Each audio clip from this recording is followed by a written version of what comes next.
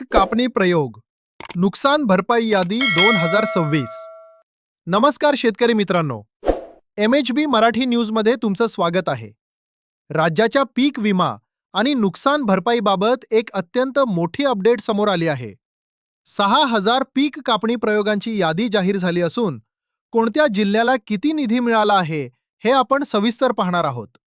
बातमी महत्त्वाची आहे, त्यामुळे व्हिडिओ शेवटपर्यंत पहा आणि अशाच ताज्या अपडेटसाठी आपल्या चॅनलला आत्ताच सबस्क्राईब करा।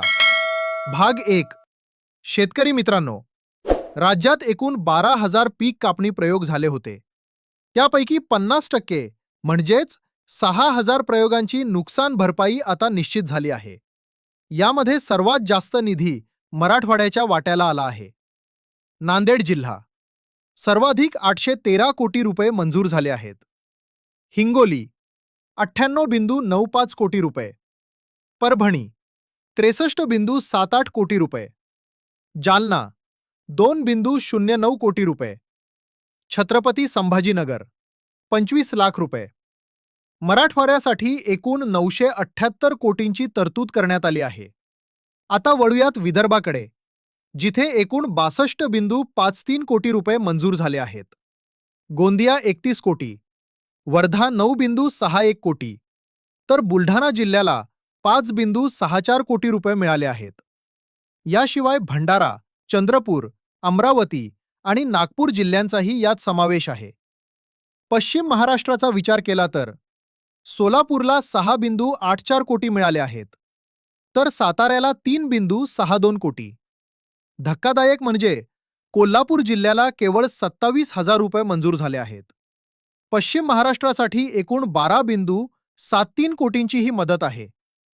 उत्तर महाराष्ट्र आणि कोकण उत्तर महाराष्ट्रात अहिल्यानगर जिल्ह्याने बाजी मारली असून तिथे 118.35 कोटी मंजूर झाले आहेत। नाशिकला 8 कोटी, तर जळगाव आणि धुळ्याला प्रत्येकी 1 कोटींच्या आसपास मदत मिळाली आहे। कोकणात ठाणे 17.93 कोटी आणि पालघर 15.34 कोटी या जिल्ह्यांना चांगली मदत मिळाली असून कोकण विभागाचा एकूण आकडा 33.26 कोटींवर आहे।